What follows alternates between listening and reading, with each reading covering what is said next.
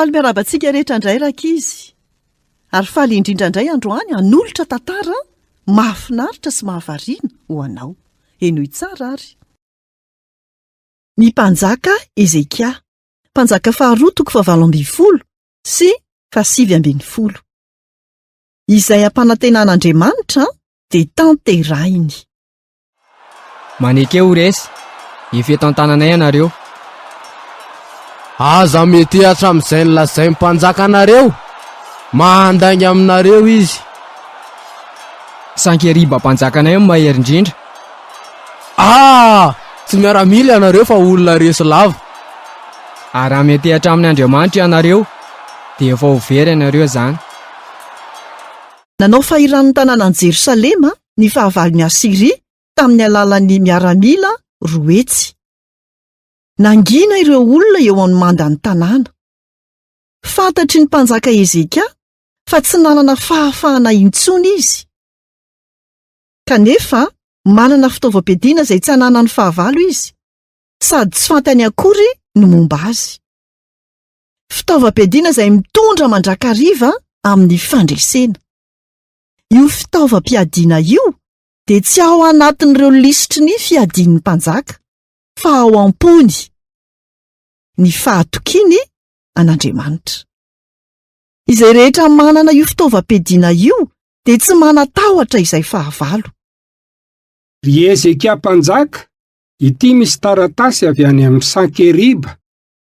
Aza matahotra ianareo, miandany amintsika Andriamanitra, matoki azy. Nandray ny taratasy Ezekia dia nandeha tao amin'ny tempoly ary nivavaka.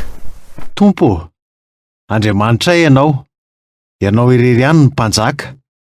Fonjeo izahay mba ahitany rehetra fa Andriamanitra velona ianao.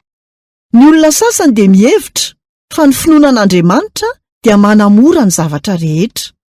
Tsy nampianatra izany mihitsy anefa ny Baiboly. Indraindray anefa dia mamela ny fahasarotana hitranga ihany Andriamanitra. Fitsapana ireny mba ahitana raha tena matoky azy marina isika, ary manampy antsika ihany koa ireny ampitombo izany fahatokiana izany. Namaly ampahantoniana Ezekia manoloan'izao fitsapana izao ka nolazain'Andriamanitra hoe: izao no nambaran'ny Tompo Andriamanitra, efa reko ny vavakao. Tsy ahatifitra na zanatspika iray ato amin'ity tanàna ity ny fahavalo. Marina ve? Na dia zanatspika iray ve? Afaka nanamarina izany ny rehetra ny ampitson'io. Jerenareo ty, resy ny fahavalo. Misy faty eny rehetra eny, iza no namelo ny fahavalo? Nolazain'ny Baiboly fa nandefa anjely Andriamanitra nandritra ny alina. Miaramila ny fahavalo, miisa 5,020 alina sy 1 hetsy no maty iny alina iny. Arak'izany, tsisy zanatspika hitifitra ny ao an-tanàna. Izay rehetra ampanantenan'Andriamanitra dia tanterahiny. Afaka matoky azy tanteraka isika, tahaka izay novakintsika tao amin'ny Salamo 3:30, 5. Fa mahitsy ny tenin'i Jehova, ary ny asany rehetra dia mahatoky avokoa.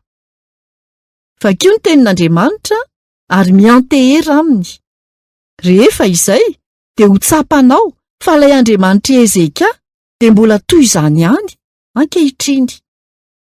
Izay ampanantenain'Andriamanitra dia tanterahiny.